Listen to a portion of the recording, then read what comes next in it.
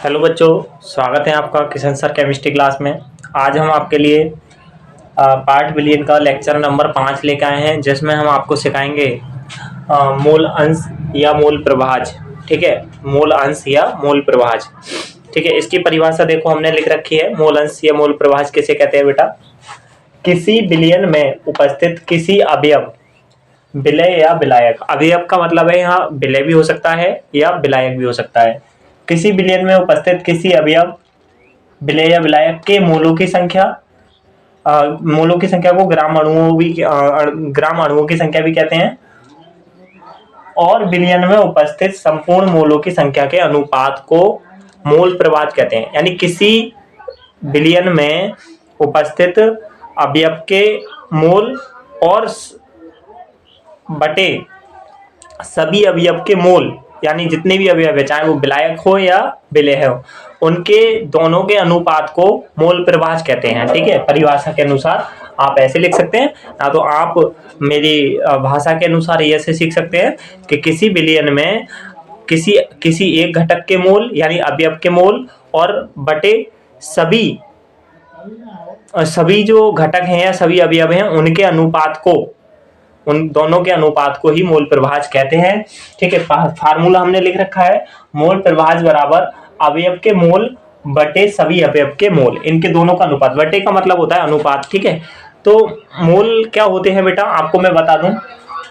मूल का मतलब होता है, देखो मूल कैसे निकाले जाते हैं। मूल बराबर होता है भार बटे अणुभार, भार बटे अणुभार। ठीक है, यानी विलय के मूल निकालने हैं तो विलय का भार ऊपर और विलय का अणुभार नीचे।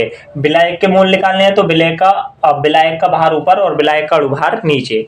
इस तरीके से हम इस फार्मूले को अभी देखो कैसे लिख सकते हैं। मान लो आपको मूल प्रवाह निकालने हैं किसी बिलियन में। सपोज करो आपके पास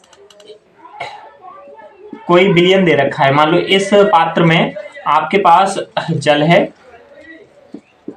500 ग्राम। ठीक है, और चीनी घुली हुई है 100 ग्राम। तो चीनी होगी विलय और जल होगा विलायक। ठीक है, क्योंकि कम मात्रा वाला क्या होता है, विलय होता है, ज्यादा मात्रा वाला कौन होता है, विलायक होता है। तो अभी तो मूल प्रभाज ये दोनों के लिए फार्मूला है, दोनों का निकालना हो। अब सपोज करो हमें विलय के मूल निकालने हैं, विलय के मूल निकालने, तो उसके लिए फार्मूला हम कैसे बना सकते हैं? तो हम लिखेंगे विलय का मूल प्रभाज लिख सकते हो या फिर मूल अंश भी लिख सकते हो।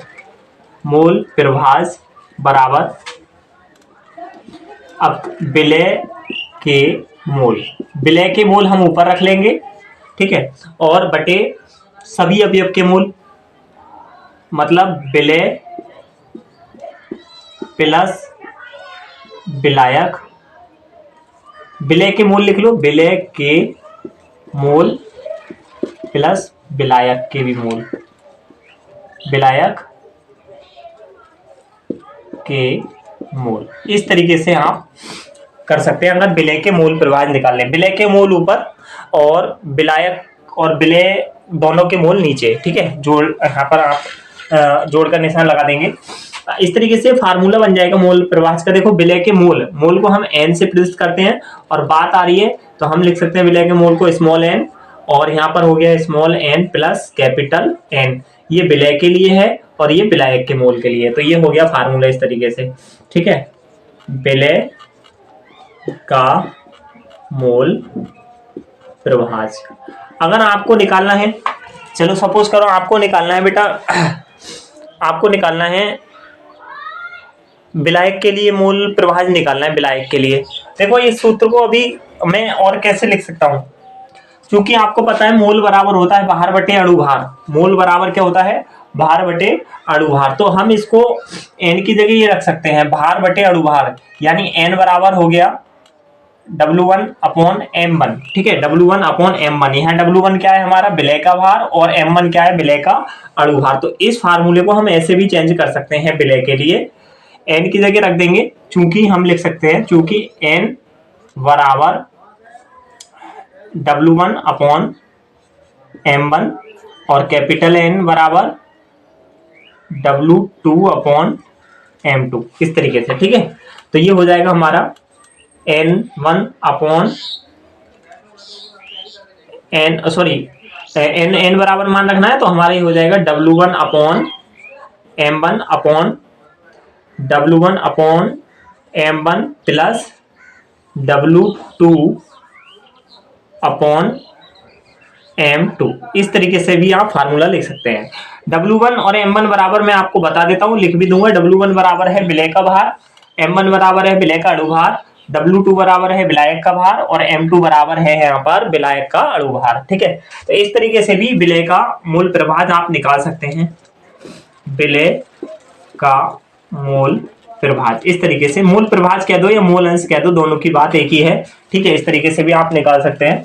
ये तो जनरली आपको फार्मूले वैसे ये रखना है, मोल प्रभाज बराबर अवयव के मोल बटे सभी अवयव के मोल। इससे यहाँ आप विलय के लिए भी निकाल सकते हैं और विलायक के लिए भी निकाल सकते हैं।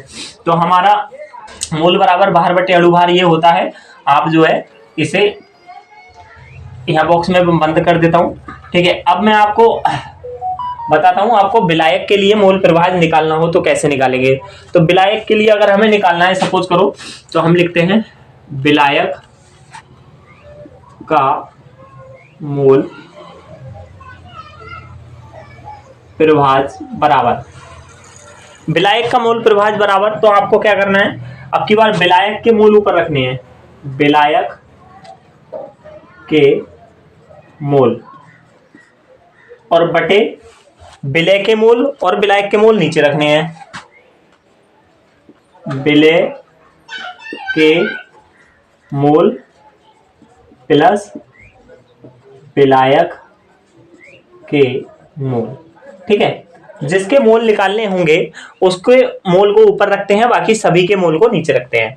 अब हमें इस तरीके से ये फार्मूला क्रिएट करना है। सपोज करो आपको ये जो एन, स्मॉल एन और कैपिटल एन में जो दिखाया गया है, तो ये हो जाएगा इस तरीके से, कैपिटल एन और small n plus capital n, ठीक है। इस तरीके से भी आप लिख सकते हैं। ये हो गया आपके किसके मोल बेटा, विलायक के मोल, विलय के मोल प्लस किसके मोल, विलायक के मोल, ठीक है। अभी लिख देंगे इन्हें, यहाँ को लिख देंगे, ठीक है। आपका अगर आप जो है इस तरीके से फार्मूला बनाना चाहते हैं तो देखो इस तरीके से हो जाएगा। ये विलायक का मोल प्रभाज बराबर कैसे हो जाएगा बेटा, एन की जगह हम क्या लिखना है, मोल की जगह भार बटे अणुभार। तो क्योंकि ये एन है, कैपिटल एन है, विलायक है, तो इसे लिख देंगे W2/M1 बटे W1/M1 प्लस W2/M2। इस तरीके से आप लिख लेंगे, ठीक है। इस तरीके से आप लिख सकते हैं। तो ये थे हमारे मूल अंश कैसे निकालते हैं, मूल प्रभाज कैसे निकालते हैं, अवयव के मोल बटे सभी अवयव के मोल। किसी विलयन में उपस्थित अवयव के मोल बटे अवयव के मोल तथा सभी अवयवों के मोल के अनुपात को हम मोल अंश या मोल प्रभाज कहते हैं, ठीक है। दोबारा परिभाषा, किसी विलयन में उपस्थित अवयव के मोल और सभी अवयवों के मोलों के अनुपात को मोल प्रभाज कहा जाता है। जहां करके हम लिख सकते हैं, जहां करके क्या बराबर क्या है, देखो जहां स्मॉल एन बराबर है विलय के मोल, ठीक है। स्मॉल एन बराबर क्या है बेटा, विलय के मोल, और कैपिटल एन बराबर विलायक के मोल है, और कैपिटल एन बराबर विलायक के मोल, और W1 बराबर विलय का भार है, और कैपिटल 2 बराबर विलायक का भार है, ठीक है। और चलो M1 बराबर यहां लिख देता हूं, आप उतार लेंगे। M1 बराबर विलय का अणुभार, और M2 बराबर है विलायक का अणुभार, ठीक है। इस तरीके से आपको मैंने ये लिखा दिया है। तो ये थी मूल प्रभाज। मूल प्रभाज कैसे निकाला जाता है, और आपको मैं बता दूं बेटा, जो मोल प्रवाह होते हैं, अगर हम किसी विलयन का तापमान बढ़ा दें, टेम्परेचर बढ़ा दें, तो मोल प्रवाह पर कोई भी प्रभाव नहीं पड़ता है। और किसी विलयन के जो मोल प्रवाह होते हैं, उन दोनों का मान जो होता है एक होता है। यानी आपको सपोज करो आपने किसी विलयन का मोल प्रवाह निकाल लिया, एक का मोल प्रवाह निकाल लिया, तो दूसरे का आप मोल प्रवाह जो आसानी से निकाल सकते हैं एक में से घटाकर। सपोज करो किसी का आया, मान लो विलय का मोल प्रवाह आया, विलय का आया कितना आया, 0.25 आया। विलय का जो मोल प्रवाह आया 0.25 आया, तो आपको विलायक का यहीं से मिल जाएगा, आपको निकालने की जरूरत नहीं रहेगी, फार्मूला लगाकर आप तुरंत निकाल सकते हैं। तो आप विलायक का मोल प्रवाह निकाल सकते हैं, विलायक का निकाल सकते हैं 1 माइनस 0.25, तो ये आ जाएगा 0.75। तो यानी विलय का मोल प्रवाह और विलायक का मोल प्रवाह बराबर, यानी दोनों को मिलाकर क्या होता है, एक होता है बेटा। ठीक है, विलय का मोल प्रवाह प्लस विलायक का मोल प्रवाह बराबर कितना होता है, एक। एक बात तो ये आपको ध्यान रखनी नहीं है, लिख लेनी है कॉपी में अपनी। और दूसरी बात ये ध्यान रखनी है कि तापमान, किसी विलयन का तापमान बढ़ाने पर मोल प्रवाह पर कोई प्रभाव नहीं पड़ता। ठीक है, इस तरीके से ये तो हम न्यूमेरिकल में सिखा देंगे। आप स्क्रीनशॉट ले लीजिए, फिर आपको मैं इसके न्यूमेरिकल बताता हूँ एग्जांपल में।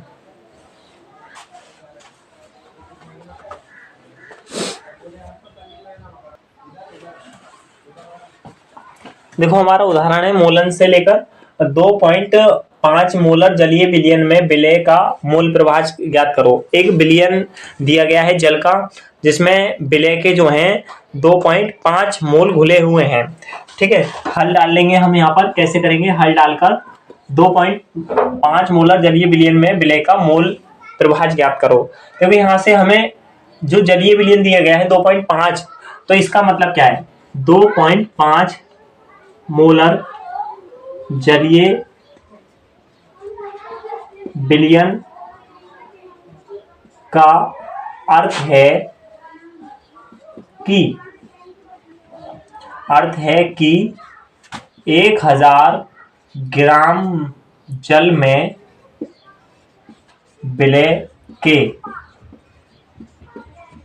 2.5 मोल घुले हैं।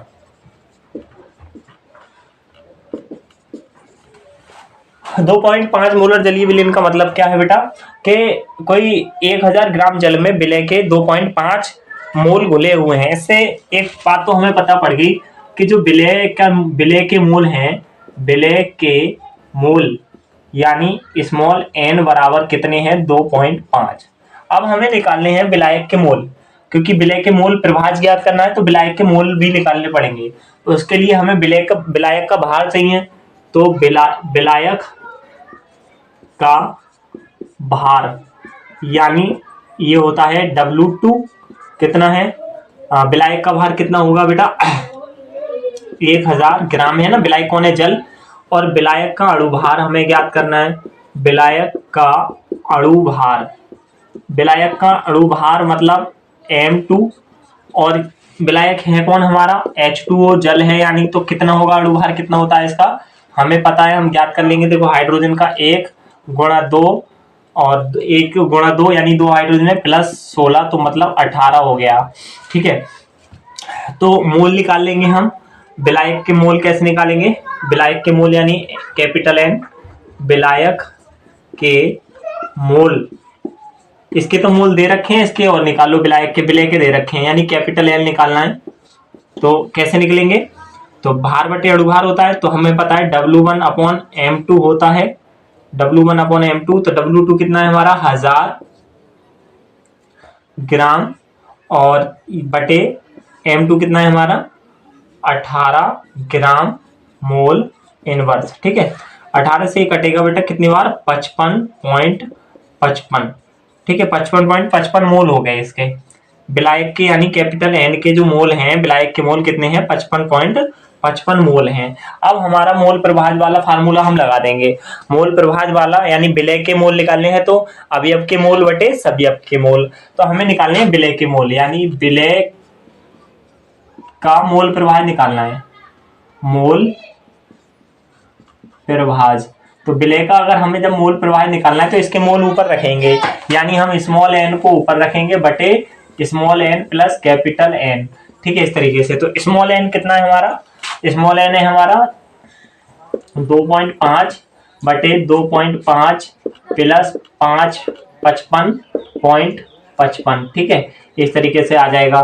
तो ये हो गया 2.5 बटे 2.5 बटे ये हो जाएगा बेटा, इसको हम जोड़ लेंगे तो 5 और 5 10 हासिल 1, 5 और 2 7 और 1 8 और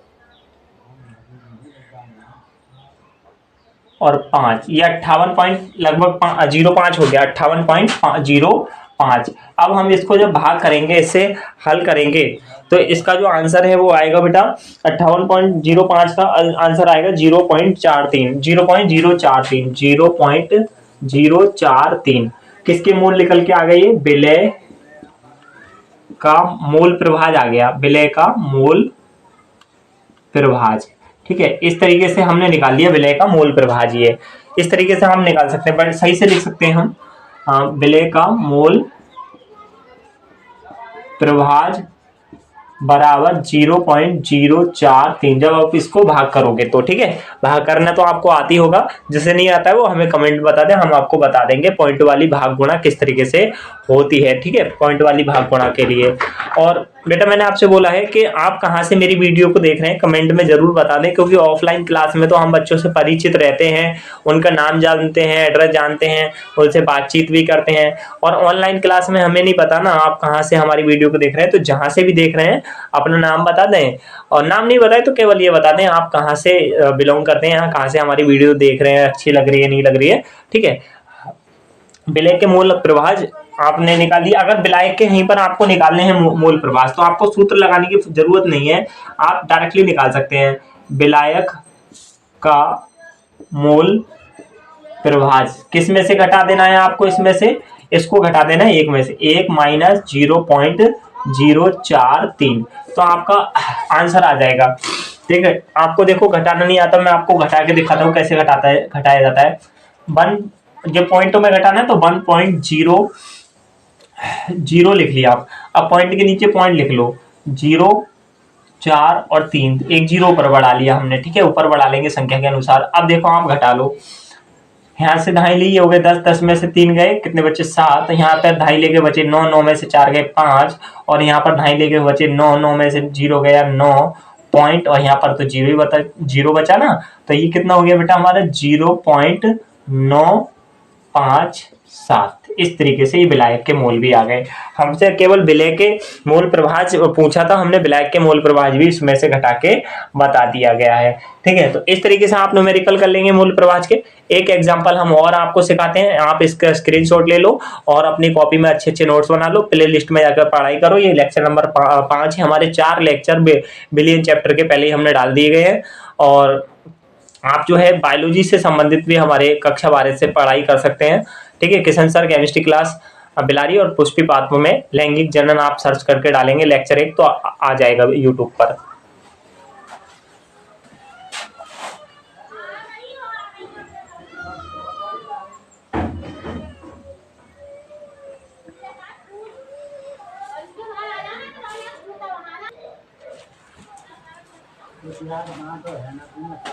देखो हमारा अगला उदाहरण है बेटा, H2SO4 की मोलरता 0.8 तथा इसका घनत्व 1.06 ग्राम सेंटीमीटर की घात -3 है। मोलरता तथा मूल प्रभाज पदों में इसका सांद्रण क्या होगा। मोलरता दे रखी है, H2SO4 का घनत्व दे रखा है बेटा, मोलरता पूछी है और क्या पूछा है, मूल प्रभाज पूछा है।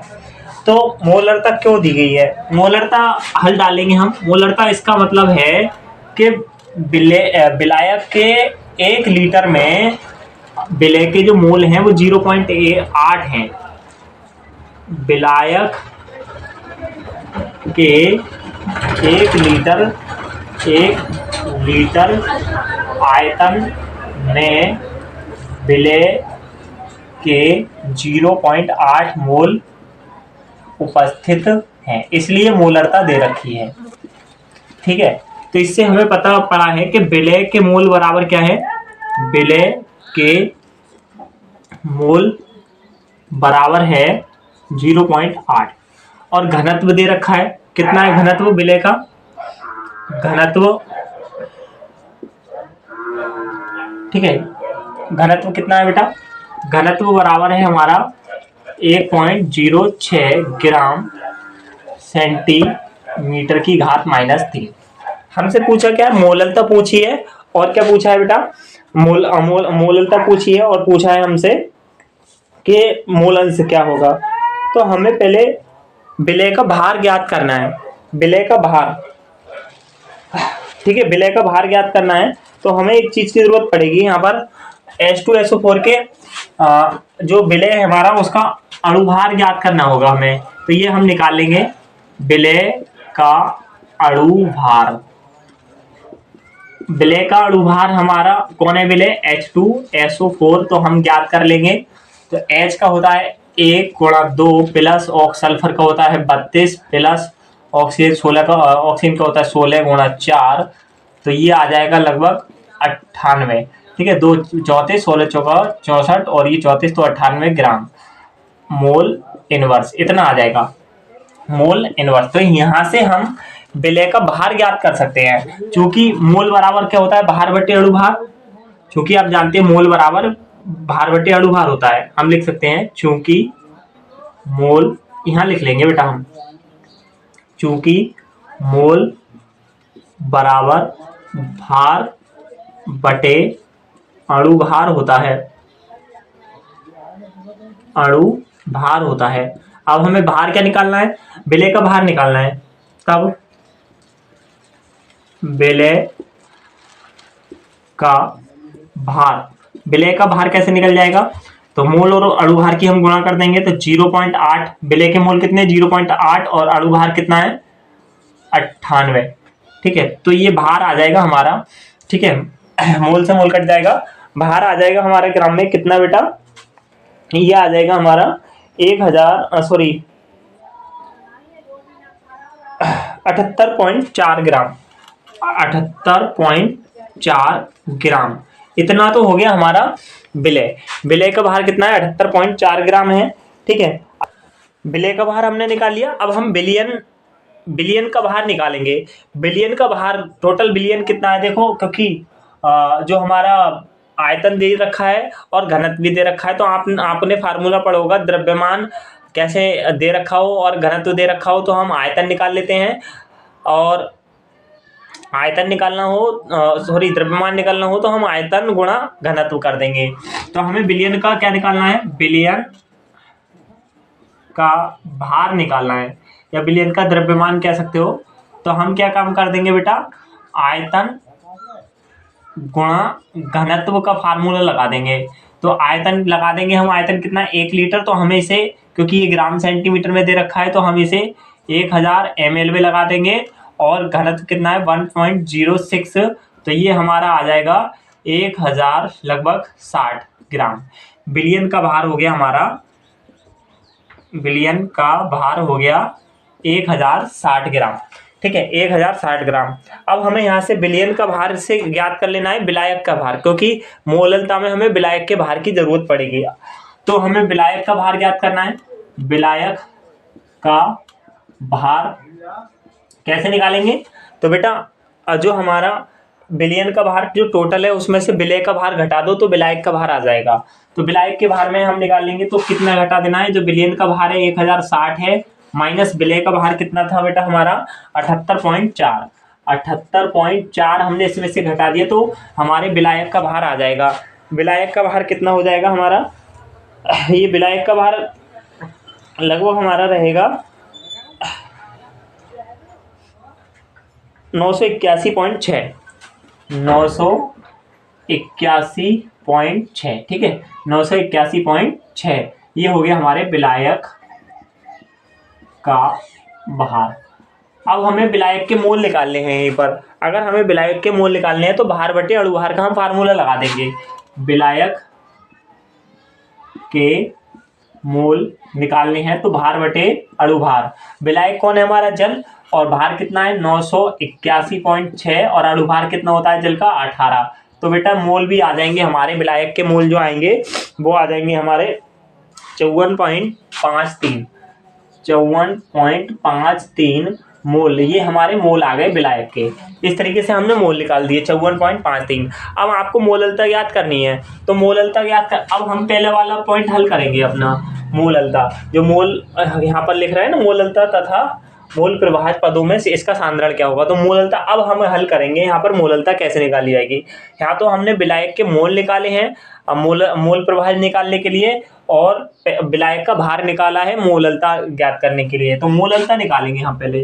तो मोललता बराबर होता है विलय के मोल, हम ऐसे लिख देते हैं, विलय के मोल बटे विलायक का द्रव्यमान केजी में। विलायक का द्रव्यमान केजी में चाहिए, किलोग्राम में।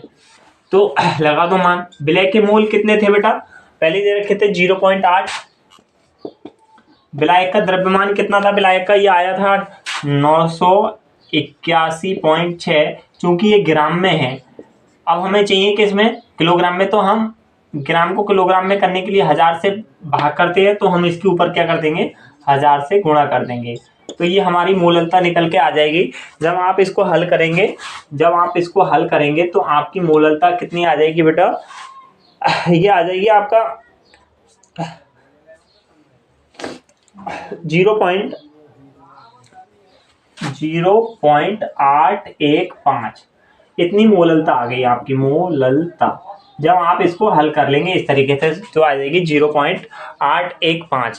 ठीक है। अब आपको मोल प्रभाज निकालने हैं, मोल अंश या मोल प्रभाज। तो आपको पता है एक अवयव के निकालने हो तो अवयव के मोल बटे सभी अवयव के मोल। तो आपको मोल प्रभाज निकालने हैं। सपोज करो विलय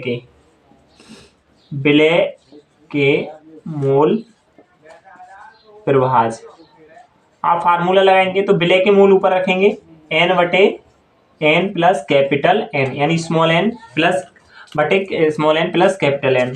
स्मॉल n कितना है 0.8 बटे 0.8 प्लस कैपिटल n कितना आ गया था, हमने ये निकाल लिया था विलायक के मोल 54.53। और जब आप इसको हल करेंगे दोनों को जोड़ लेते हैं हम। चलो 0.8 बटे ये हम जोड़ेंगे तो हो जाएगा हमारा 55.33। और जब आप इसको हल करें, भाग कर लेंगे 0.8 को 55.33 से, तो आपके विलय के मोल आ जाएंगे 0.014। ठीक है, विलय के मोल इस तरीके से आ गए। और आपको विलायक के निकालने हैं तो आप एक में से 0.014 को घटा देंगे तो आपके विलायक के मोल भी आ जाएंगे। तो इस तरीके से आज आपको हमने समझाया है मोल अंश कैसे निकाले जाते हैं, उससे संबंधित न्यूमेरिकल। और ये वीडियो को आप जो है प्लेलिस्ट में जाकर ही पढ़ाई करें बेटा। अच्छा, वहाँ से आप नोट्स बनाएं और आप ये ज़रूर बता दें हमारी वीडियो कहाँ से देख रहे हैं। और चैनल को सब्सक्राइब करें, शेयर भी कर दें, ताकि हम और लोगों तक भी अपनी शिक्षा को पहुँचा पाएँ, आपके जैसे उन्हें भी समझा पाएँ। ठीक है, हमारा भी उत्साह बढ़ेगा, मनोबल बढ़ेगा जब आप ज़्यादा से ज़्यादा हमारी वीडियो को देखेंगे और लाइक करेंगे। धन्यवाद। तो